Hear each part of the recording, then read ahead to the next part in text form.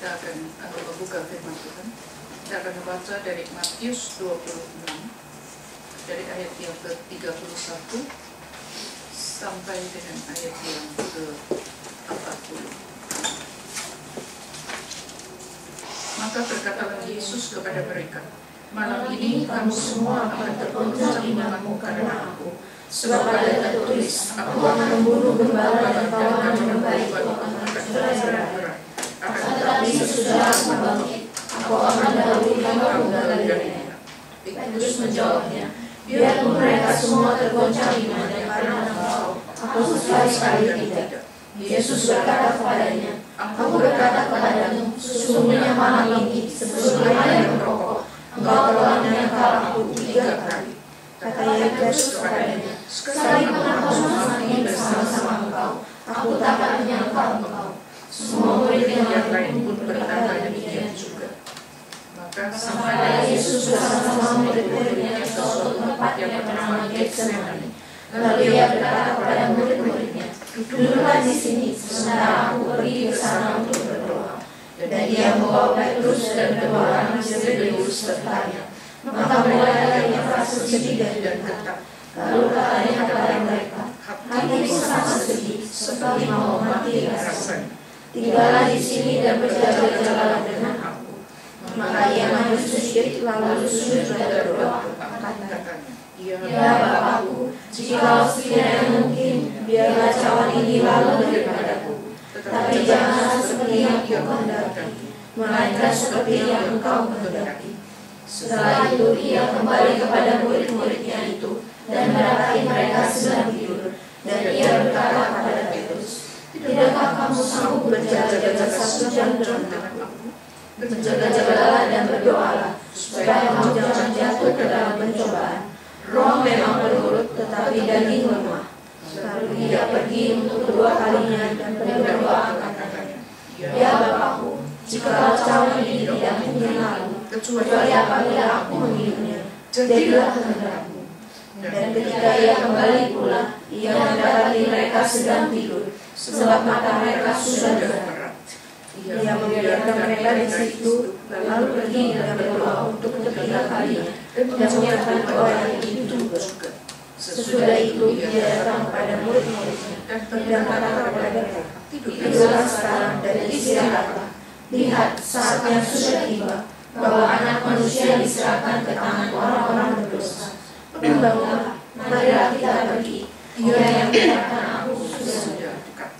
Kita sambung lagi dengan ayat 69 sampai dengan ayat yang ke-75.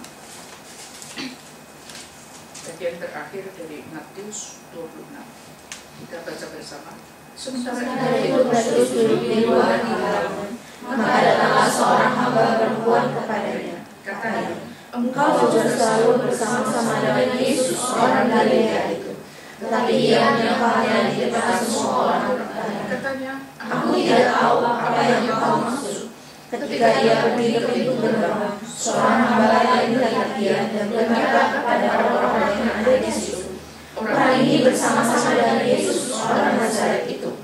Dan ia menyangkalnya pula dengan bersumpah, "Aku tidak kenal orang itu." Tidak lama kemudian orang-orang yang ada di situ datang kepada Petrus dan berkata, "Pasti engkau juga salah seorang dari mereka. Itu nyata dari bahasamu." Maka mulai Petrus mengutuk dan bersumpah, "Aku tidak kenal orang itu." Dan pada saat itu berkokoklah ayam. Maka teringatlah Petrus akan apa yang dikatakan Yesus kepadanya, "Sebelum ayam berkokok, engkau telah menyangkal aku 3 kali." Lalu ia pergi keluar dan menangis dengan sedih. Sampai di sini pembacaan firman Tuhan. Mari kita sekali lagi berdoa. Bapa di dalam kerajaan surga, firman-Mu sudah kami baca. Bacalah hati kami, Tuhan, supaya kami sungguh-sungguh terbuka di hadapan hadirat-Mu, dan jangan biarkan setan atau iblis mengganggu kami di saat-saat kami menghadapi hari mengingat akan kematian dan kebangkitan. Tolong kami Tuhan, supaya firman-Mu sekali lagi menjadi pedoman dan dasar di dalam kehidupan kami, yang membekali kami untuk menghadapi setiap tantangan, pencobaan, godaan yang kami hadapi di dalam hidup ini. Terima kasih Bapa di surga, berkati akan hamba-Mu dan berkati setiap orang yang ada di tempat ini, supaya Roh Kudus, Roh yang sama bekerja di dalam hati dan bersabda kepada kami sekalian.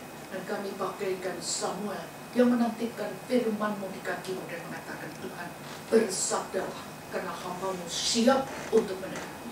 Terima kasih Bapa di surga, dengarkan seluruh doa kami yang kami panjatkan hanya di dalam nama-Mu, Tuhan Yesus Kristus, Juru Selamat kami yang hidup. Saudara, hari Sabtu mendatang kita akan memperingati Jumat Agung. Walaupun secara penanggalan sebenarnya maju hampir 1 minggu begitu ya, tetapi it's okay. Tanggal bukan sesuatu hal yang penting. Yang penting adalah intinya. Yang penting adalah persiapan hati kita dan sikap hati kita pada saat kita memasuki Jumat Agung dan kita memperingati akan kematian serta kebangkitan Yesus Kristus. Supaya jangan jasa Kristus yang sudah Dia lakukan di atas kayu salib itu menjadi sia-sia di dalam kehidupan kita. Dari pembacaan kita pada pagi hari ini, kita melihat hanya 2 orang tokoh saja seperti ini, yaitu Yesus Kristus dan Petrus. Tetapi sudah di situ kita melihat satu hal yang tidak tertulis secara jelas di dalam Alkitab, tetapi itulah intinya, yaitu iblis sendiri sedang mencobai begitu erat akan Yesus Kristus maupun murid-muridnya. Justru di saat-saat terakhir, waktu Dia akan merayakan Paskah dengan orang-orang Yahudi di Yerusalem. Saudara, di saat-saat kita memasuki hari-hari peringatan Jumat Agung, atau yang lebih dikenal Passover oleh orang-orang Yahudi, kita ingat kali itu waktu Yesus terakhir kali masuk ke kota Yerusalem, dan itu merupakan satu Passover yang spektakuler di dalam sejarah bangsa Israel yang belum pernah ada, di mana seseorang yang bernama Yesus yang mereka hina, yang mereka sebut Yesus dari Nazaret. Sebenarnya istilah itu adalah satu istilah penghinaan, karena Nazaret itu mengacu ke wilayah Galilea, dan wilayah Galilea dianggap sebagai satu wilayah yang tidak suci, karena orang-orang kafir pernah menodai mesbah di Galilea, dan karena mereka juga percaya bahwa dari Galilea belum pernah ada seorang nabi. Itu sebabnya mereka menganggap Yesus itu bukan siapa-siapa, orang yang dari Galilea, orang yang memulai pelayanan dari Galilea. Nah, mungkin bisa seorang nabi. Tetapi kali ini, waktu menjelang Passover, Yesus masuk ke kota Yerusalem dengan cara yang tidak biasa juga. Bukan dengan berjalan kaki, tetapi menunggang keledai. Dan dikatakan adalah keledai yang tidak pernah ditunggangi. Keledai muda yang tidak pernah ditunggangi. Dia waktu masuk ke kota Yerusalem tanpa ada apa-apa, tanpa ada persiapan, secara spontan orang-orang yang berkumpul di Yerusalem, yang berdatangan dari luar negeri, dari luar daerah ke Yerusalem, sehingga pada saat itu memang merupakan perkumpulan massa yang sangat banyak. Dan mereka secara spontan membuka jubah mereka. Banyak dari mereka yang melemparkan jubah mereka di jalan di mana Yesus akan berlari. Jubah mereka menjadi bagaikan karpet. Dan mereka menyambut Yesus dengan memegang daun palem dan meneriaki Dia, Hosana, diberkatilah Dia yang datang demi nama Tuhan. Apa itu Hosana? Juru selamat. Saudara, waktu kita mengingat akan peristiwa itu, kita mengingat kalau saja Yesus itu kau dan aku masuk ke kota Yerusalem dan disambut dengan begitu meriah, langsung kita akan hidup di awang-awang. Kita merasa diri kita hebat, kita merasa diri kita luar biasa sekali, karena tidak biasa hal seperti itu terjadi. Dan belum pernah juga di dalam sejarah Israel ada raja atau siapapun, nabi manapun yang disambut sehebat itu. Bahkan mereka meneriaki dia, Hosana. Hosana itu artinya juru selamat. Lalu kalau manusia, dia akan berpikir, oh mereka sudah kenal aku juru selamat. Hebat sekali. Jadi berarti pelayananku sukses dong. Saudara, itu merupakan satu pencobaan yang mengerikan sekali, yang tidak pernah kita lihat di dalam tulisan di dalam Alkitab. Memang di situ tidak mengatakan setan mencoba, tetapi itu adalah sejenis pencobaan, dan itu merupakan awal daripada rentetan pencobaan yang akan iblis lancarkan. Saudara, itu merupakan kali terakhir iblis mencobai Tuhan Yesus, dan dia ingin sekali karya keselamatan Tuhan Yesus itu gagal. Saudara, kita selalu berpikir kalau yang namanya pencobaan itu adalah sesuatu yang susah, yang sengsara, yang berat, yang repot, yang menyusahkan, yang menyedihkan. Tapi jangan lupa, ujian itu juga merupakan satu pencobaan. Bahkan pencobaannya kalau saya katakan lebih mengerikan daripada pencobaan di dalam penderitaan. Kenapa? Karena ujian itu gampang sekali membawa orang naik ke awang-awang. Dan memang pada dasarnya orang berdosa itu suka sekali dipuji. Kita kalau dipuji, wah rasanya hebat loh, senang loh. Jadi ujian juga bisa mendatangkan pencobaan, dan bahkan pencobaan yang lebih mengerikan daripada pencobaan itu penderitaan. Dan di saat seperti itu Yesus sangat amat aware.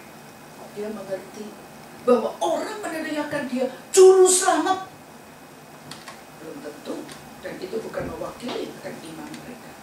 Mengapa kita bisa mengatakan begitu? Karena ternyata halayak ramai yang hari itu meneriaki dia Hosana, beberapa hari kemudian dengan mulut yang sama, orang yang sama, mereka meneriakkan dia, salibkan dia, salibkan dia.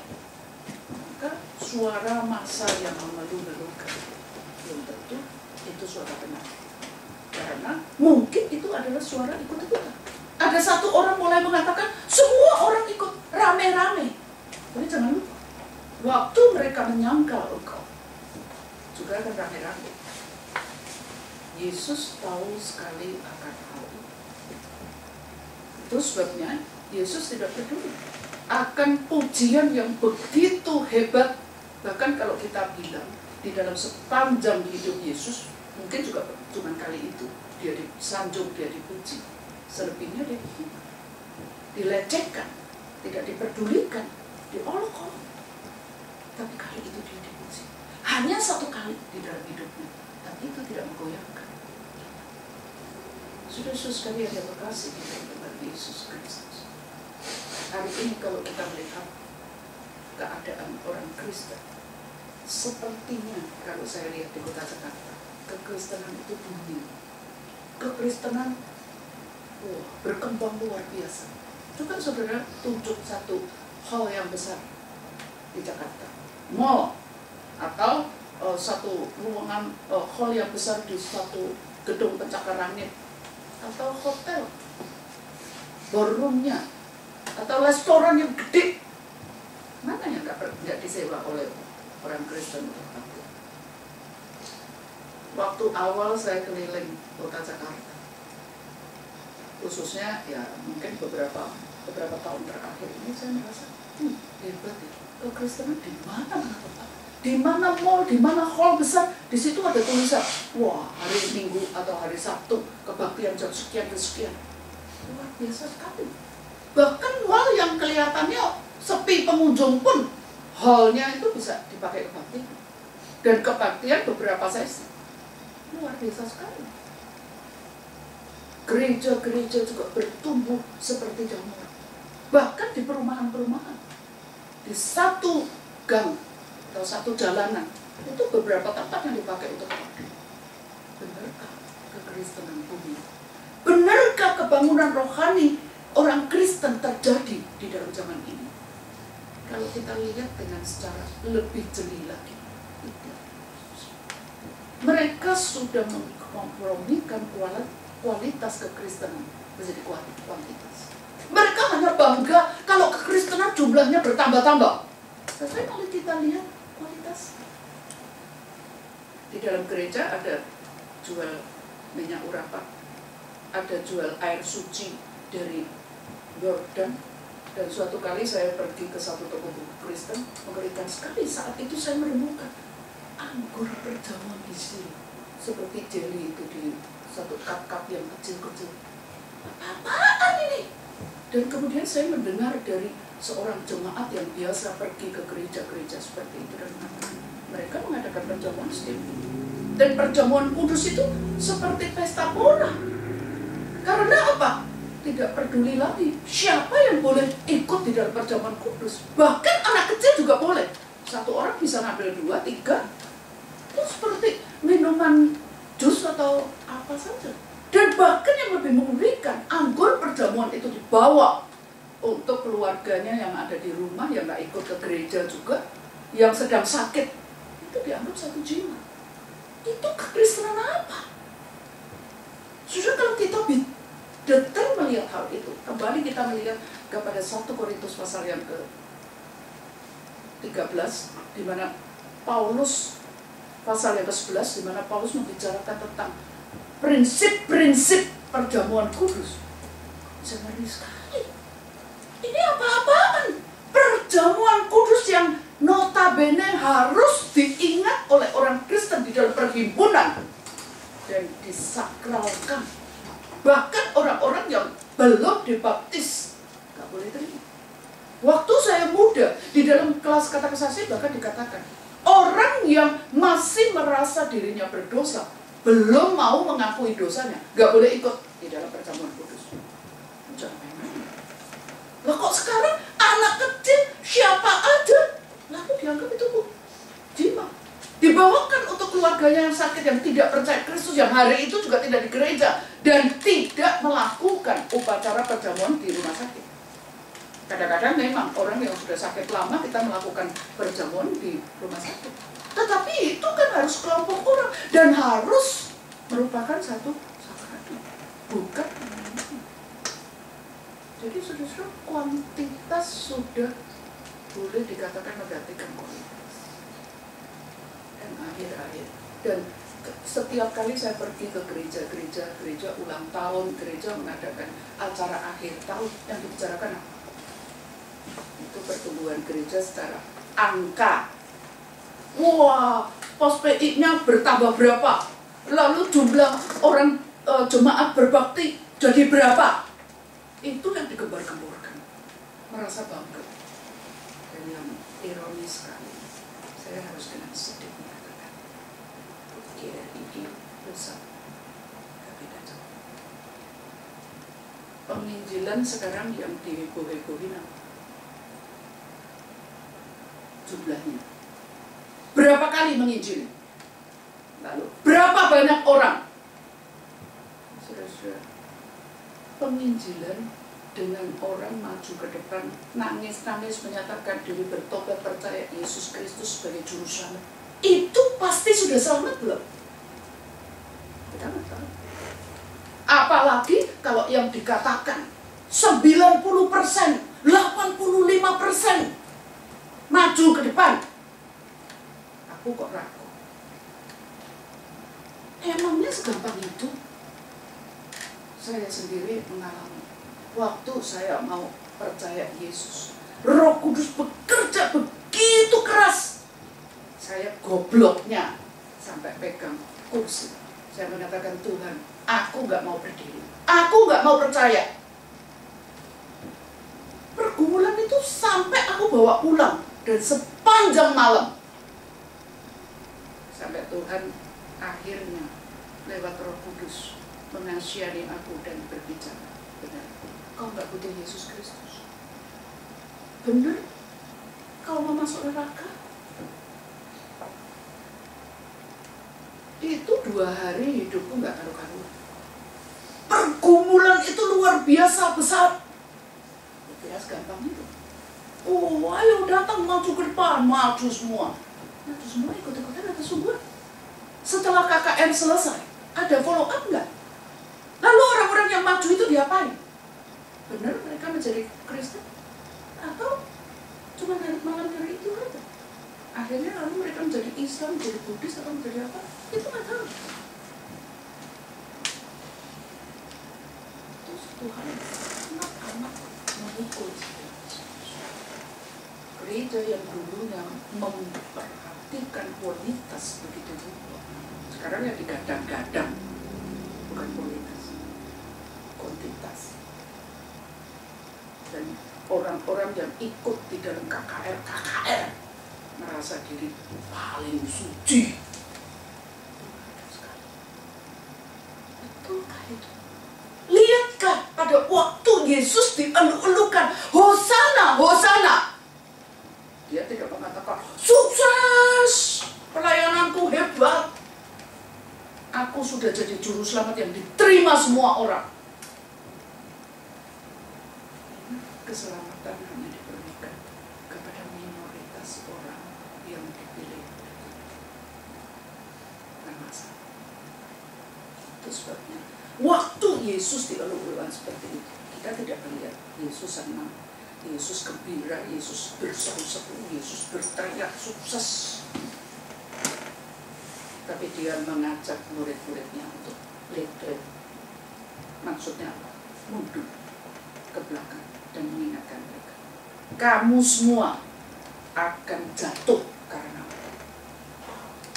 Ini seperti perkataan yang aneh. Oh, dia di sanjung-sanjung lalu dia mengatakan kepada murid-murid, kamu semua akan terjatuh karena aku. Siapa yang bisa terimakan hal itu? Gak akan terima hal itu. Bahkan murid-murid, dan Petrus yang paling berani berbicara, dan bahkan bicara kadang-kadang terlalu kecepatan. Dia langsung nyelonong dan mengatakan apa? Wow, meskipun semua orang jatuh, aku nggak akan jatuh. Tapi saudara, kalau kita memperhatikan pembacaan tadi, Yesus sebenarnya bukan berhenti pada saat mengatakan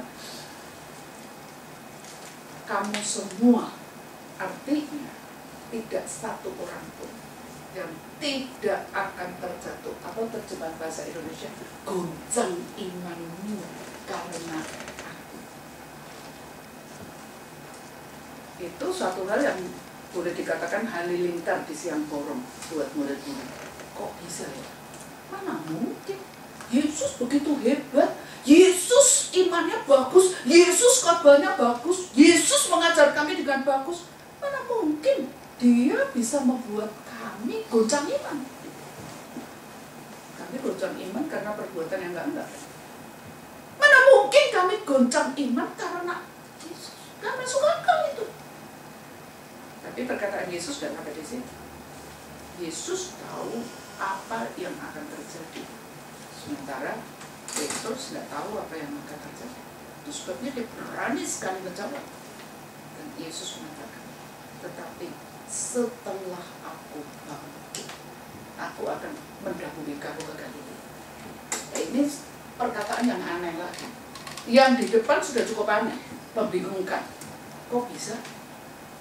Kami goncang karena Yesus. Tidak salah.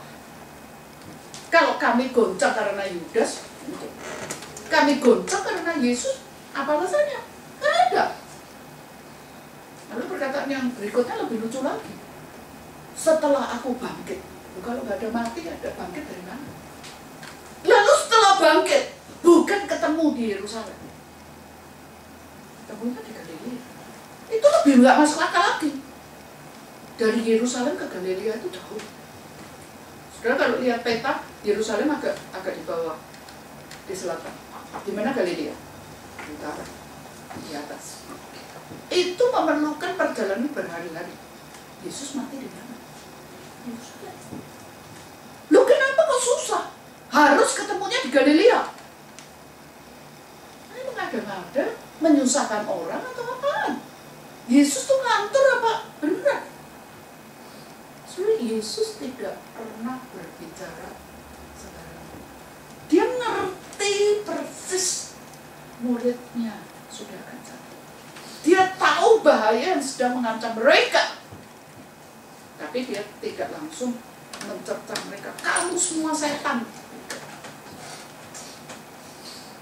Bahkan dia mengatakan setelah aku bangkit. Artinya apa? Sebenarnya di dalam doa itu mengandung satu encouragement. Kata pertama itu mengatakan imanmu goncang karena aku. Itu karena aku apa? Aku akan mati. Tapi dia tidak teruskan, dia cuma mengatakan karena aku. Setelah aku mati, aku akan bangkit. Nah, di situ adalah satu pengharapan yang diberikan kepada mereka. Aku akan bangkit. Tetapi aku bukan akan menemui kamu di Yerusalem, menemui kamu di Galilea. Kenapa di Galilea? Karena coba kita baca sejarahnya. Murid-murid semua dipanggil, hampir semuanya, mayoritas dipanggil di Galilea. Tempat di mana mereka dipanggil.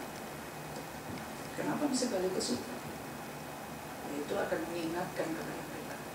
Waktu kalian semua dipanggil, kalian itu siapa? Penjala ikan di Galilea. Dan kamu dipanggil untuk apa? Satu, menjadi muridku. Yang kedua, Tuhan Yesus mengatakan aku memanggil kamu untuk menjadi penjala manusia. Dipanggil menjadi terkenal, dipanggil menjadi orang hebat, dipanggil menjadi penjala manusia.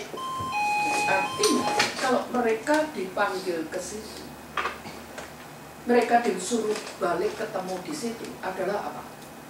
Supaya mereka kembali mengingat akan kasih. Saudara sekalian yang kasih di dalam Tuhan Yesus Kristus. Itulah manusia. Manusia itu pelupa. Termasuk kita.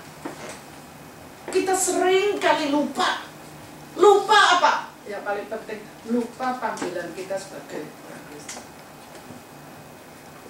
Saudara, kalau kita lupa siapa diri kita, siapa orang Kristen, itu sebenarnya sangat menderita. Dan itu tidak heran kalau seorang lupa panggilannya sebagai orang Kristen adalah menjadi murid Yesus dan menjadi penjala manusia. Dia akan hidup dengan baik. Setan mencobai begitu rupa. Yesus selalu aware akan pencobaan setan. Yesus juga tahu apa yang dihadapi murid-murid. Tapi Petrus tidak. Dia tidak melihat. Yesus disanjung oleh massa. Dia tidak tergerak sedikit pun karena dia tahu sanjungan itu semua. Semua nggak benar, semua konyol. Orang yang meneriakan dia juru selamat beberapa hari lagi mendekati salukan dia. Tapi Petrus yang ikut Yesus sudah hidup di awang-awang. Dia mungkin sudah membayangkan, wah nanti Yesus bakal jadi raja. Saat itu kami akan menjadi tangan kanan kiri, akan menjadi perdana menteri, akan menjadi menteri apa saja. Itu yang ada di bayangannya. Sebab itu dia mengatakan, pada saat itu dia mendengar perkataan Yesus, dia langsung berontak, langsung mengatakan, kalaupun semua orang akan jatuh, akan goncang imannya, aku enggak. Arogansi rohani. Apakah kalau mengikut seorang pemimpin, guru yang sangat mengerti teologi, apalagi Yesus, imannya nggak bisa rapuh? Kalau sudah punya guru Yesus, kita nggak perlu introspeksi diri. Itu yang dilakukan oleh Petrus. Dan jujur, kalau saya pergi membesuk dan ke keluarga yang bukan semuanya reform, mereka selalu mengatakan satu kata yang hampir sama. Orang reform itu sombong. Orang reform nggak mau belajar. Terakhir saya pergi ke satu keluarga yang biasanya dia ikut TA wanita, katanya bagus banget, bertumbuh luar biasa. Terus dia undang, ayo kamu sekalian kadang-kadang juga ikut. Salah seorang yang bersama dengan saya langsung mengatakan, oh kita juga punya. Langsung dia nimpalin, ya orang reform itu sombong, cuma ngertinya Stephen Tong, yang lain enggak. Itu satu tamparan. Tapi orang yang bersama dengan aku langsung ngelak, enggak, bukan gitu gurunya.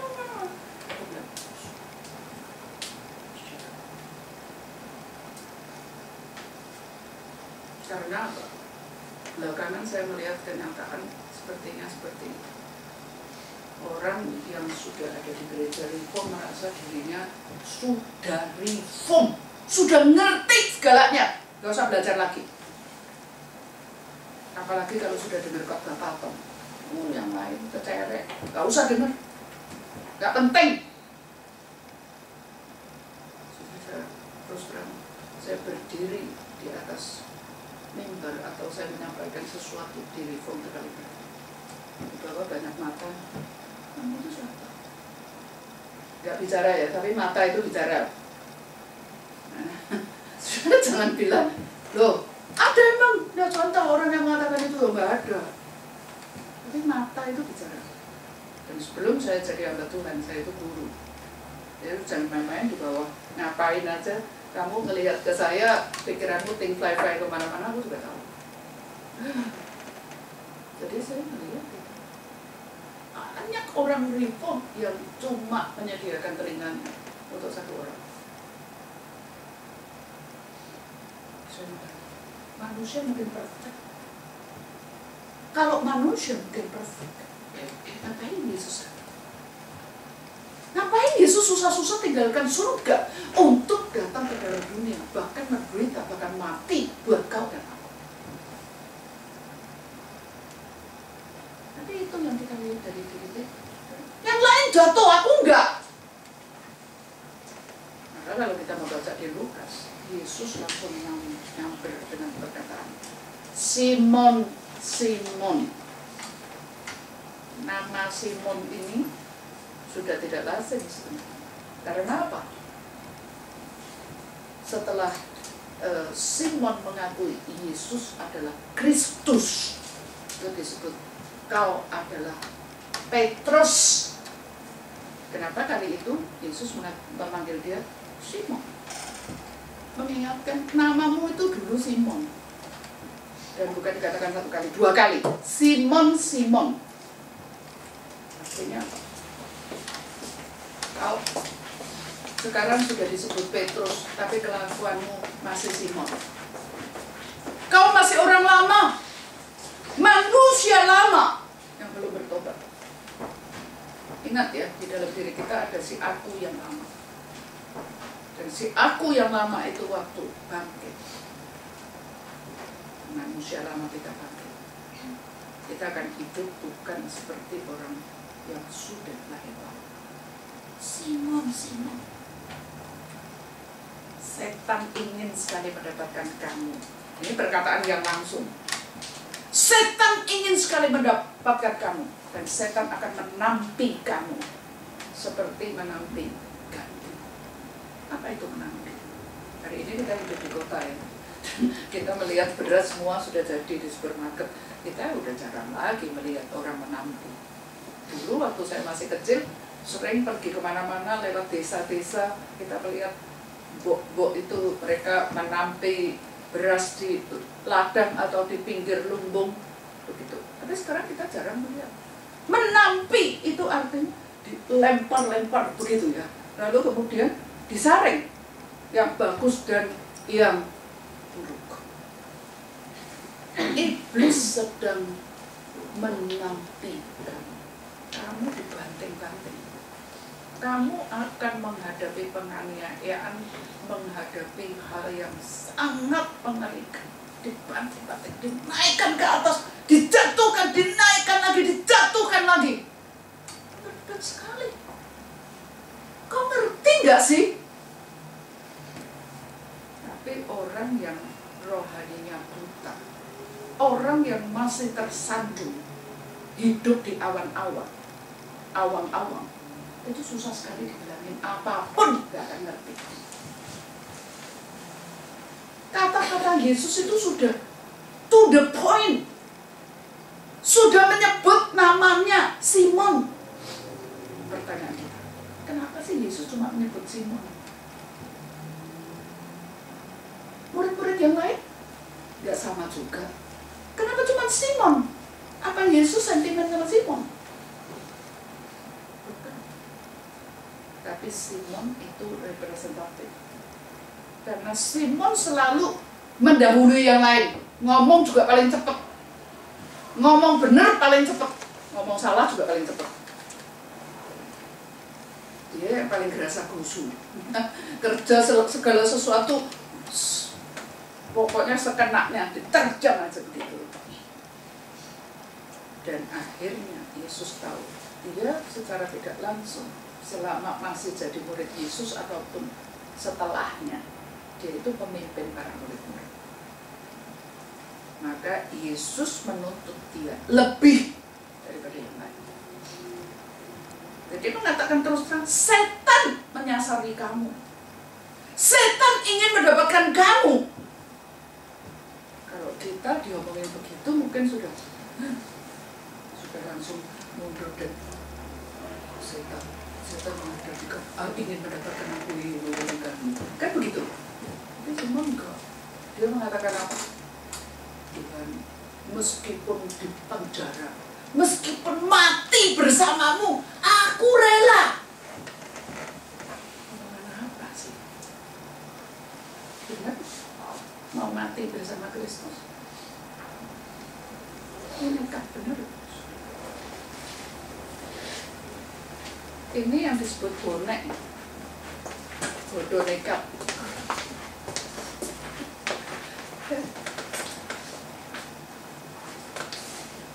Jadi bonek itu bukan area Surabaya situ aja ya. Tapi Petrus juga bonek, bodoh nekat. Mati bersamamu pun. Yesus nggak ngajak dia ngomong mati. Sebab saya katakan, orang yang sudah menutup diri, tidak mau dengar nasihat, tidak perlu dinasihati. Kenapa? Nanti nggak bakal dengar. Tunggu aja sampai kena batu. Ini Yesus guru yang hebat. Dari pertama dengan dan guru yang sangat amat sabar.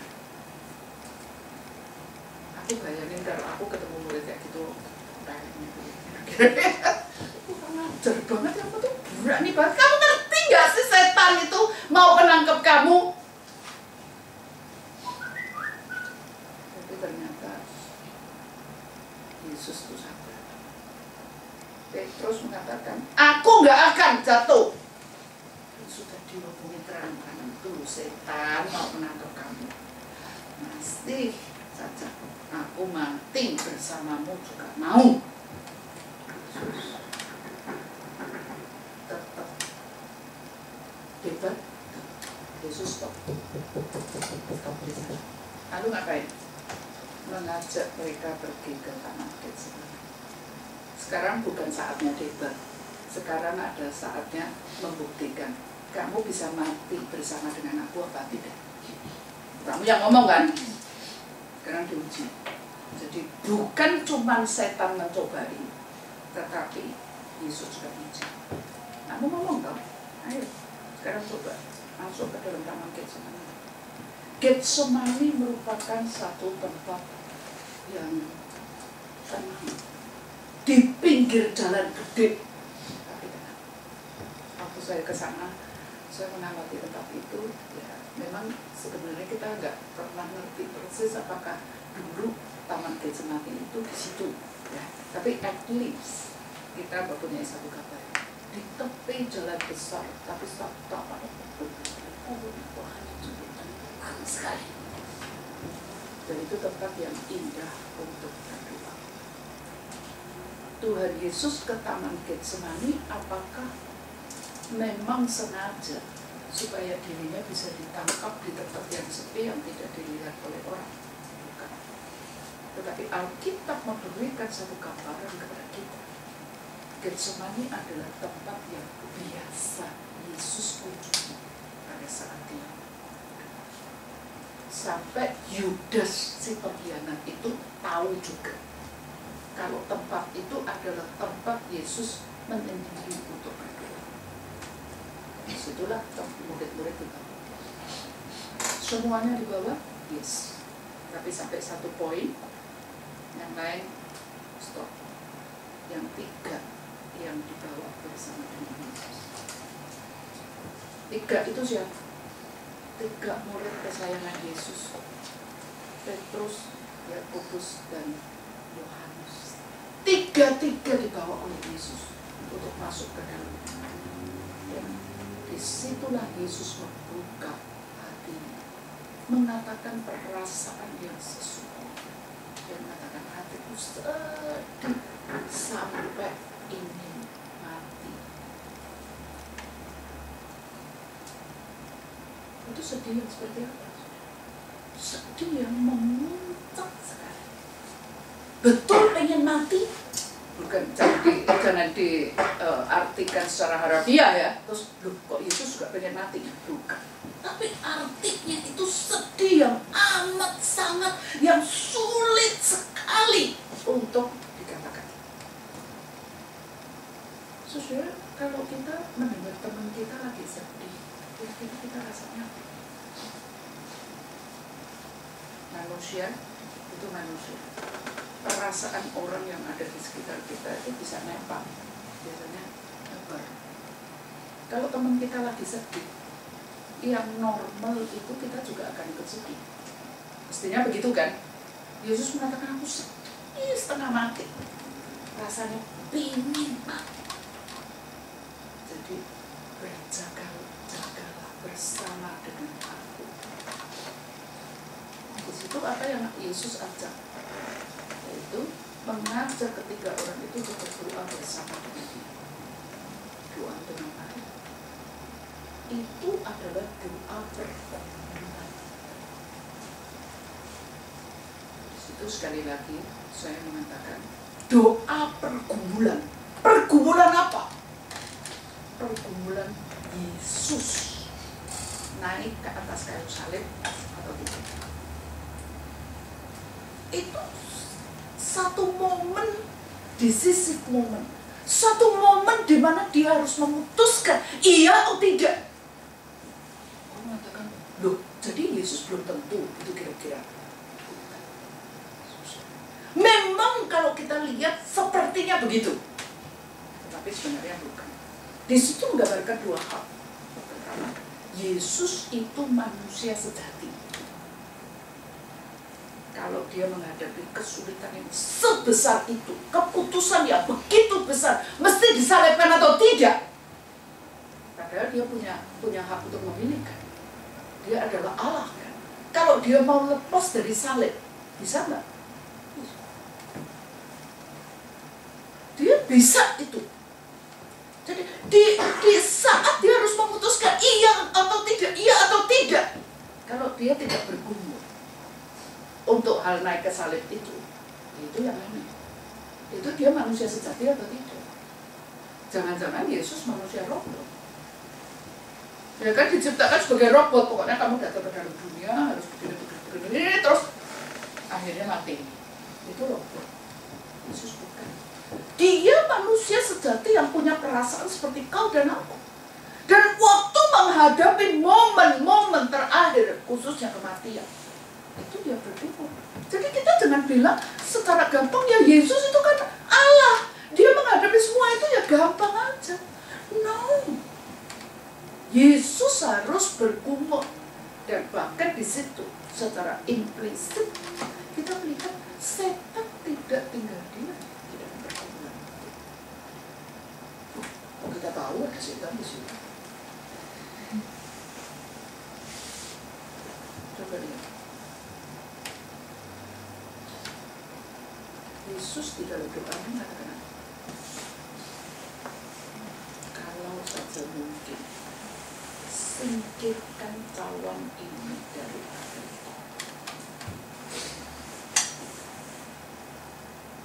Artinya apa?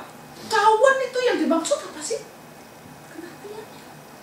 Jadi kalau boleh luputkan daripada kematian yang mengerikan, bukan soal matinya, tetapi mati di atas kayu salib yang bukan menanggung dosanya sendiri. Itu sangat mengerikan. Pertanyaan kita, Yesus takut mati?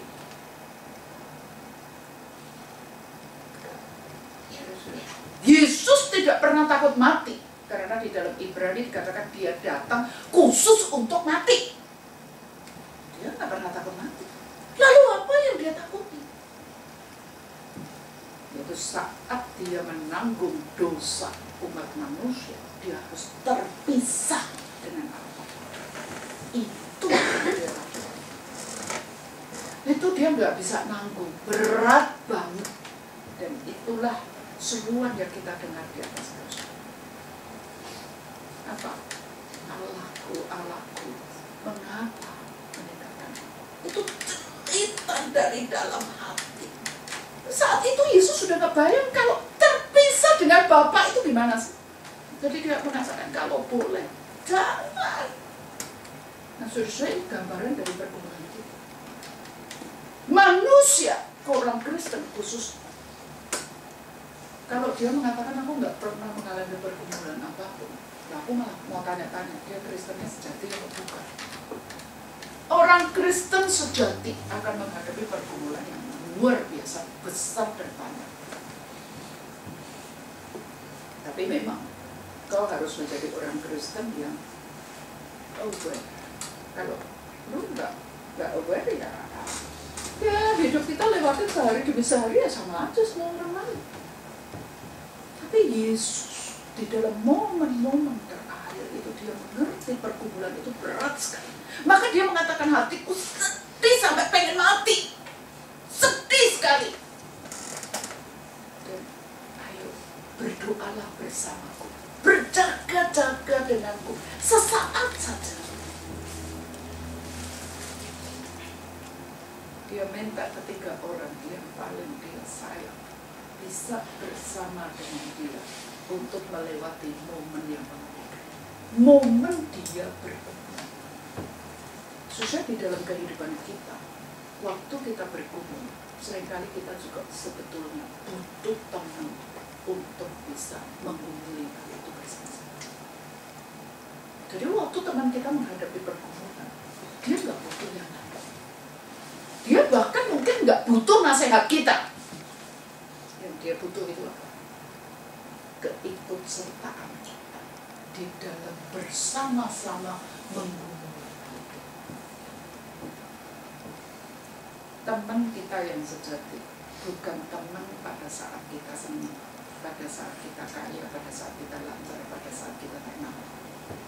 Teman itu adalah orang yang bisa bersama-sama menanggung susah bersama. Senang sama senang, susah sama susah, itu namanya teman.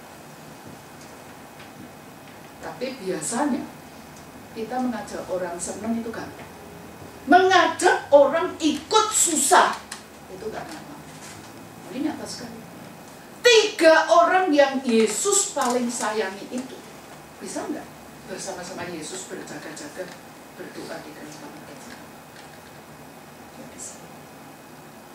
Apa yang mereka lakukan di dalam taman Getsemani? Yesus cuma maju sedikit dan Yesus berdoa dengan berlutut, dengan merebahkan diri di hadapan hadirat Allah. Saya yakin waktu Yesus pertama kali berlutut di sana mereka lihat. Ya kan? Mereka baru sampai di situ, mereka masih lihat itu. Tapi mereka bisa nggak bersama Yesus berdoa? Nah, apa yang mereka lakukan di situ? Tidur. Mereka sekali. Jadi mereka ngerti perasaan Yesus nggak sih? Mereka nganggap nggak sih kata-kata Yesus itu?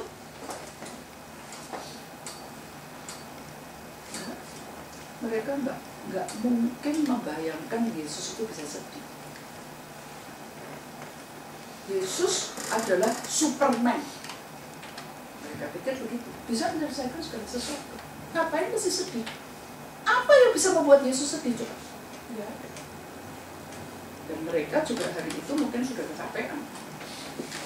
Dan mereka yang penting, mereka tidak menganggap hal itu adalah hal yang serius. Sebab itu pada saat Yesus berkumpul, mereka malah bubuk. Mengerikan sekali. Dan Yesus pergi doa. Dia mengatakan kalau mungkin singkirkan cawan ini. Kalau mungkin itu bertemu. Tetapi doa itu tidak berhenti di sini. Dia mengatakan apa? Tapi bukan kehendakku. Kehendakmu yang jadi. Yesus itu siapa sih? Yesus adalah pribadi kedua daripada Allah Tritunggal. Dia juga Allah. Kenapa dia mengatakan kepada Bapa, bukan kehendakku, melainkan kehendakmu? Sebab rencana keselamatan itu Bapa yang merencanakan. Bapa yang merencanakan. Dan dia sebagai pelaksana. Di sini dia juga memberikan satu contoh kepada kita. Sekalipun dia adalah anak, sekalipun dia adalah Allah, tetap patuh kepada Allah. Kepatuhan ini yang mesti kita pilih. Dan kepatuhan ini gampang apa tidak? Even Yesus tidak gampang. Dia berdoa di Taman Getsemani itu berapa kali?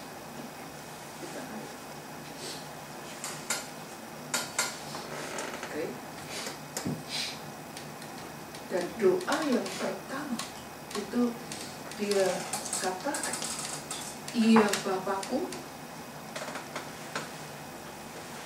jikalau sekiranya mungkin biarlah cawan ini lalu daripadaku, tetapi janganlah seperti yang ku kehendaki, melainkan seperti yang kau kehendaki. Itu doanya yang pertama.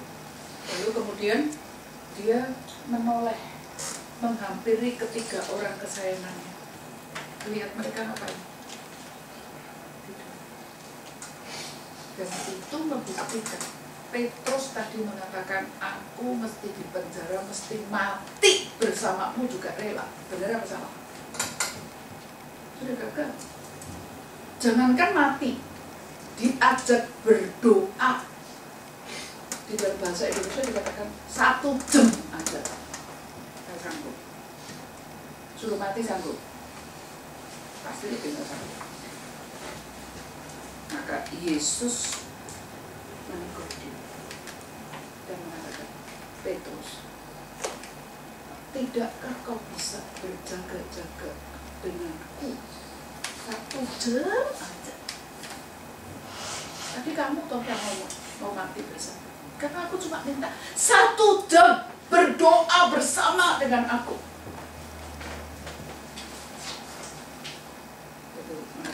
Kita perlu berdoa dengan berjaga-jaga. Karena apa? Roh kita bergerak, tapi tubuh kita lemah. Dan itu satu peringatan. Satu contoh waktu bergumul. Kita mesti bergumul bersama dengan Tuhan. Waktu kita bergumul, kita harus bergumulnya di dalam. Dan itu belum tentu bisa 1 kali. Yesus pun tidak bisa 1 kali. Lalu kita lihat yang kedua kali apa yang dikatakannya di ayat yang ke-42, ya Bapakku, jikalau cawan ini tidak mungkin lalu kecuali apabila aku meminumnya. Sama yang tadi sama apa? Sudah beda. Yang tadi, jika mungkin, singkirkan cawan ini. Yang kedua, kalau tidak mungkin dan aku harus menjalani. Ini sudah beda. Artinya apa? Lewat bergumul, itu kepatuhan kita akan makin besar, makin kuat. Itu yang benar. Yang pertama, jika mungkin singkirkan cawan ini. Jadi dia masih punya keinginan yang kuat. Tapi yang kedua, jikalau tidak mungkin dan aku harus menjalani, artinya apa? Dia mulai sadar, ini enggak mungkin. Aku harus menjalaninya. Itu yang terjadi poinnya.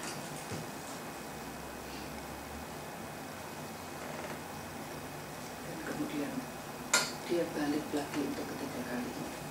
Lihat murid-murid Petrus khususnya sudah bangun belum? Sudah berdoa bersama Yesus tidak?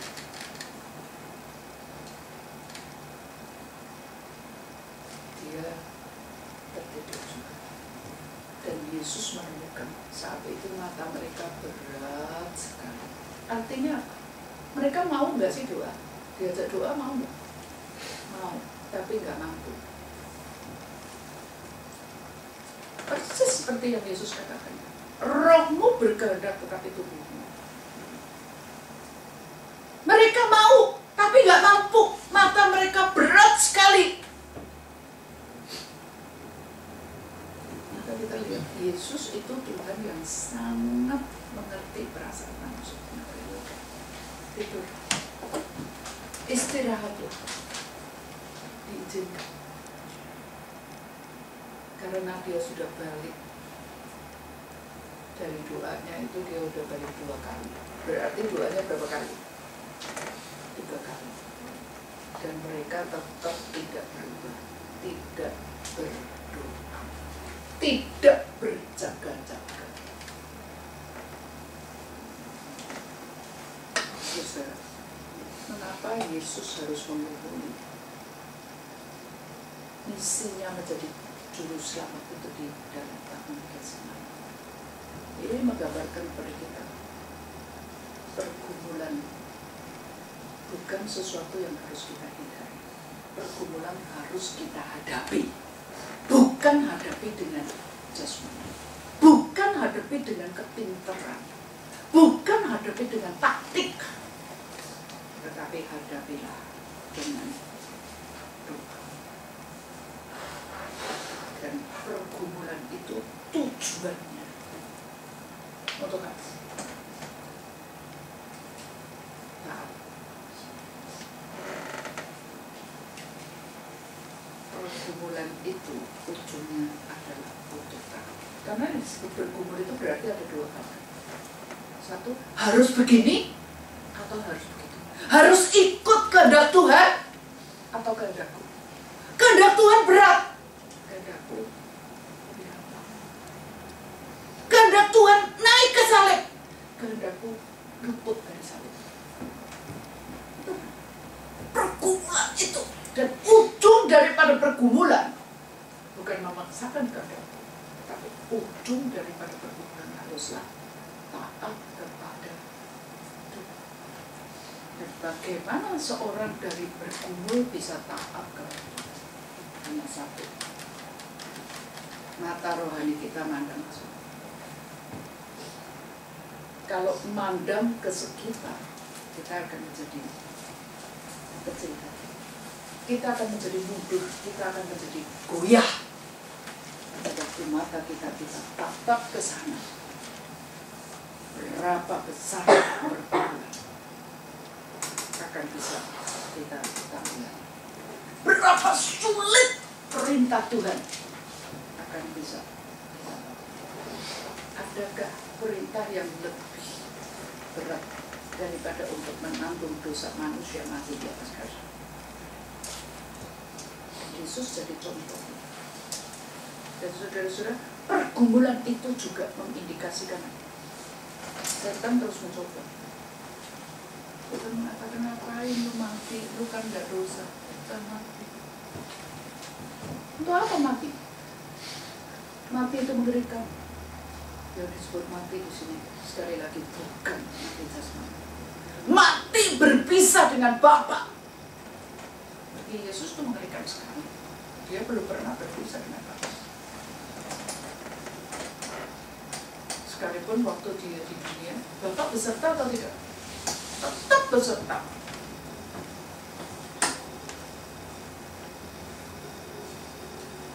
Petrus yang tadinya sempat ngomong gede, sempat sesubar, bisa menjalani apa yang dia katakan, mati bersama Yesus. Saat ini belum. Karena apa? Dia nggak percaya omongan Yesus. Ini ngeri ya. Yesus tadi sudah mengingatkan apa? Setan ingin mendapatkan kamu. Setan sedang menampi kamu. Tapi dia tidak percaya. Jadi saudara sekalian, ini adalah satu pelajaran yang sangat.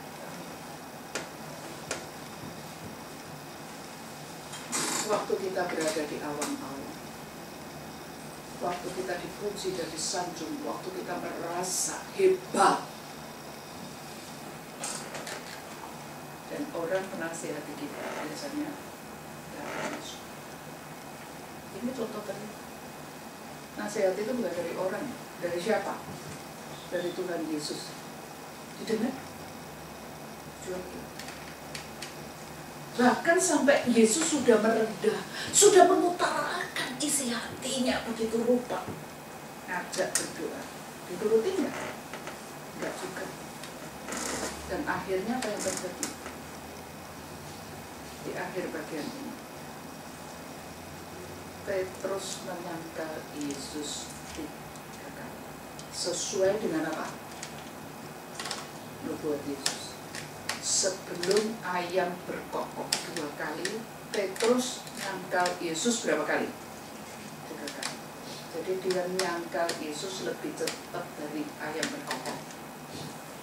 Ini kadang-kadang saya bingung. Kita hidup di kota ya, nggak pernah dengar ada ayam. Apalagi yang rumahnya di apartemen, saya rasa nggak boleh ya biar ayam segala macam kayak gitu. Bau setengah mati. Pernah dengar ayam berkokok?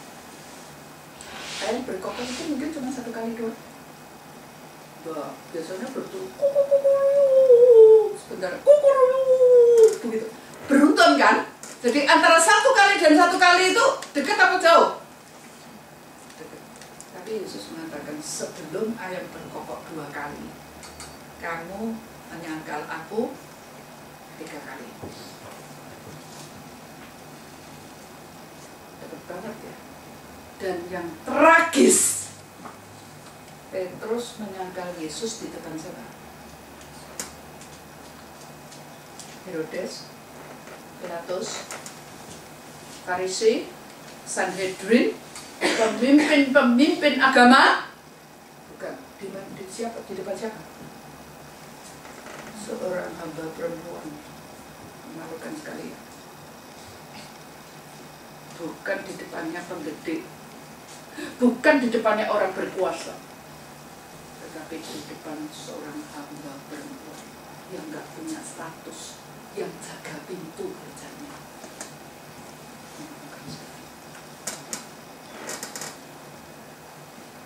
Dan akhirnya benar-benar setelah dia 3 kali menyangkal, dan yang terakhir itu dengan sumpah serapah, dengan mengutuk, aku tidak kenal dia. Lalu dia dengar ayam berkokok kali kedua. Dan pada saat itu Alkitab menggambarkan satu hal yang sangat menyedihkan. Begitu ayam berkokok, dia memandang kepada Yesus, dan Yesus memandang juga kepada dia. Waktu mata Yesus bertatapan dengan mata dia,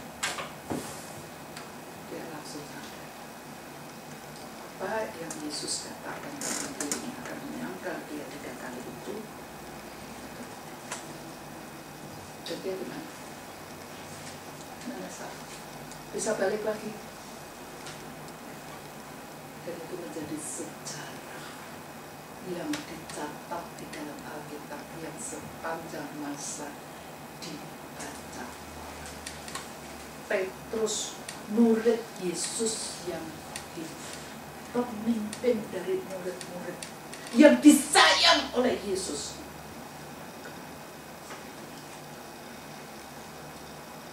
Saudara, kita memasuki Prapaskah. 12 murid Yesus, Yudas menjual Yesus dengan 30 kali perak dan tidak bertobat. Hari ini kita melihat Petrus, murid, salah satu murid kesayangan Yesus, ngotot terus gak mau dengar kata-kata Tuhan Yesus. Sampai Yesus mengatakan dia akan meninggal pun tidak diberkati. Dan dia harus menangkap Yesus gratis. Tapi itu semua adalah cobaan besar yang setan upayakan di akhir hayat Yesus. Di masa yang pendek yang Yesus masih dipuji, Yesus disebut juru selamat oleh begitu banyak orang, dia tidak tergerak karena dia selalu aware. Dia tidak tergerak oleh pujian Yesus. Dan dia tidak takut menghadapi misi yang berat dengan menggumulinya di hadapan Allah sampai akhir. Matanya selalu memandang kepada Allah, tidak kepada kesulitan yang di sekitar, tidak kepada sambungan orang sekalipun. Jadi dicobai dengan cara yang halus. Lewat puji-pujian dia menang. Dicobai dengan cara yang mengerikan, dengan rayuan untuk lepas daripada salib. Dia menang. Dan Petrus, karena pujian orang terhadap Yesus, dirinya GR, ikut-ikutan senang, terus hidup di dalam awang-awang, lupa untuk memperbaiki dan harus berakhir dengan menangkap Yesus. Dan hal itu dicatat di dalam. Bagaimana dengan kau dan hari ini kita mengikut Yesus? Kita ini Yudas atau kita Petrus? Biarlah kegagalan murid-murid Yesus itu bukan membuat kita sombong dan kita mengatakan aku lebih baik dari mereka. Loh, iblis juga akan mencobai kita dengan cara yang berbeda, yang halus, yang kasar, yang menakutkan, atau yang manis. Dan itu di dalam keadaan apapun Yesus jadi panutan kita, bukan orang. Bagaimana dia menghadapi percobaan? Biar kita juga menghadapi semua percobaan yang kita alami di dalam dunia dan di dalam pelayanan kita.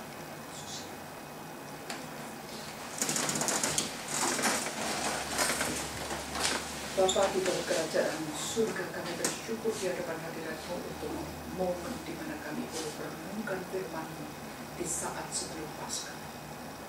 Bila Engkau sendiri juga yang akan menolong mereka.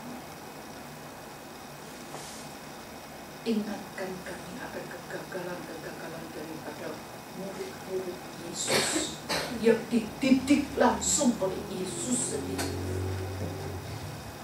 Biarlah dalam seminggu ini kami introspeksi diri kami. Bukan untuk membanggakan diri lebih baik dari Yudas maupun Petrus, tapi biarlah lewat kegagalan mereka kami mawas diri Tuhan, dan kami mau selalu menjadikan Yesus sebagai suri teladan, contoh kami di dalam menghadapi segala pergumulan, baik di dalam hidup pribadi maupun di dalam pelayanan. Khususnya kami berdoa untuk GRI Taipei yang mengalami goncangan begitu keras dan begitu terang. Ya Tuhan, tolong kami semua. Bukan menghadapi semua itu dengan emosional, dengan manusia kami.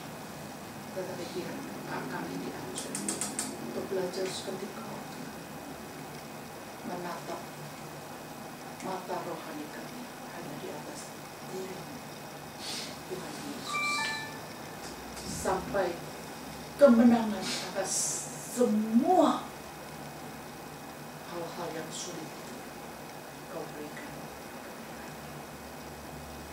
Tolong untuk tidak hidup di dalam kecongkakan, kesombongan. Beri kami selalu rendah hati, karena kecongkakan akan mendahului kejatuhan. Biar Tuhan ingatkan kami selalu akan hal ini.